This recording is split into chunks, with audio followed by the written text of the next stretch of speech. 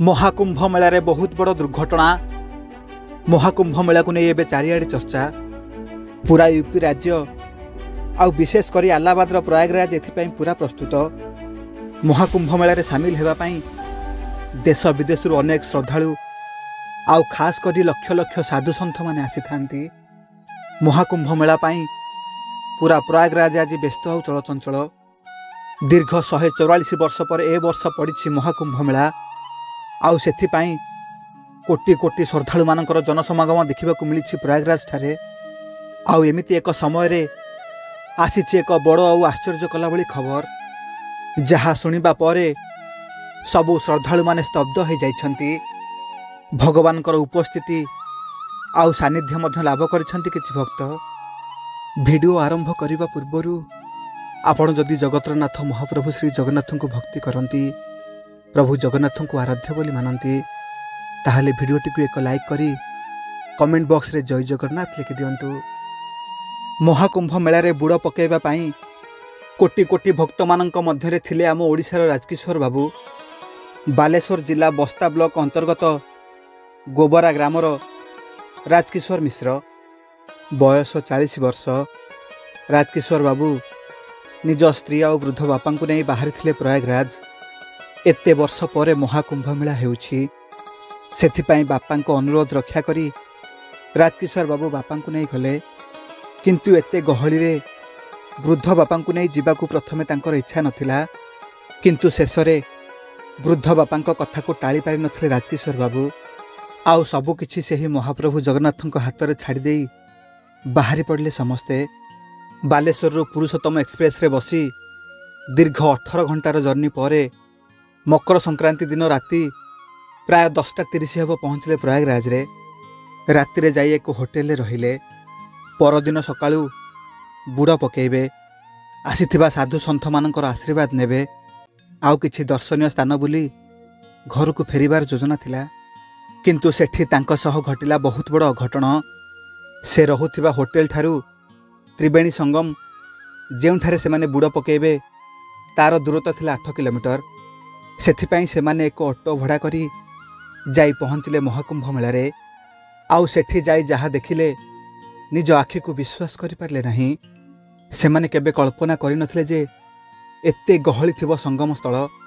साधु सन्थ मानक ठारू आरंभ करी लक्ष लक्ष भक्त जाउथांती त्रिवेणी घाट को।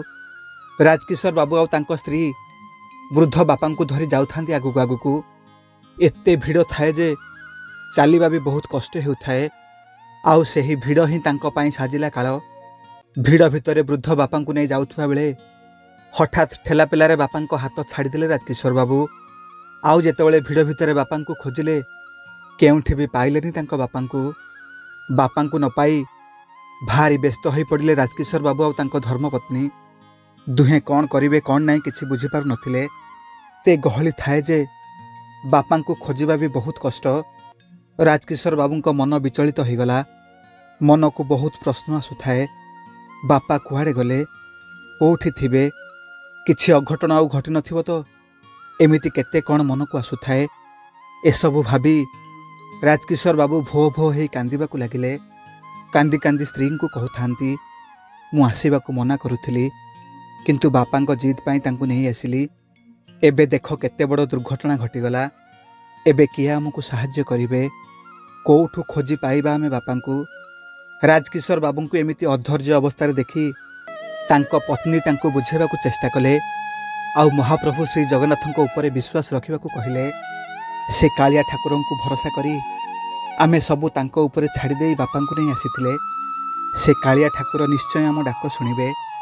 महाप्रभु को ऊपर विश्वास रख, आउ तांको पाखरे शरण पस। पत्नी ठारू एमिति शुणी राजकिशोर बाबू आहुरी कांदिबा को लागिले। आउ कांदी कांदी स्त्री को कहिले, ए को आम ओडिशा, ये तो उत्तर प्रदेश, एठिकी आम जगन्नाथ केमिति आसीबे जे मो बापा को खोजिदेबे। एतिकी कथा राजकिशोर बाबू को पाटिरु सरी न थाए। हठात जड़े युवक आसी तांको पाखरे पहुँचले।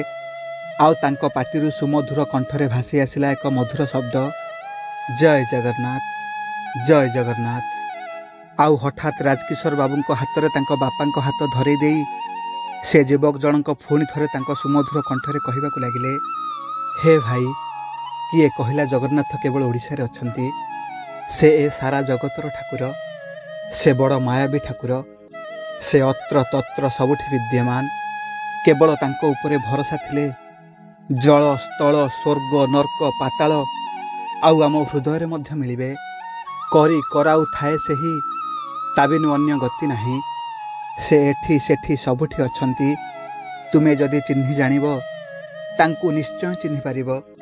राजकिशोर बाबू को एतिकी कहीदेई से युवक जनक सेठू चलीगले आउ कुआड़े गले केही किछि बुझी पारले नाही से किए थिले कहार अवतार से हठात कुआड़ू आसी बापा को धरई देई महाप्रभु को कथा कहीदेई हठात कुआड़े चलीगले।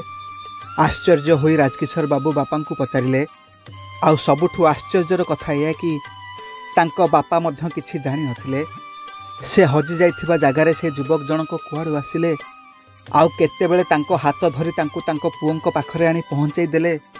राजकिशोर बाबूंको बापा किछि बुझी पारु नथिले एते जल्दी सबु घटिगला जे से किछि बुझी पारु नथिले सतरे कोन सेठाकू स्वयं महाप्रभु जगन्नाथ आसीथिले आउ काहेकि बा आसी पारिबेनी तांको भक्तर उद्धार पाई तो से सबुठी थांती। आउ आज जेतेबेले पवित्र महाकुंभ मेलारे तांको भक्त विपद रे पड़िछि से कौन सेठी रत्न सिंहासन रे बसी पारि थांते भक्तर उद्धार पाई स्वयं जाई सेठी विजय कले आउ तांको भक्त को उद्धार कले। सतरे महाप्रभु तुम महिमा अपार ए थिला पवित्र महाकुंभ मेलारे महाप्रभु श्री जगन्नाथंकर चमत्कार। हे महाप्रभु सबु बेले एमिति तुमे तुमर भक्त को रक्षा करुथाओ।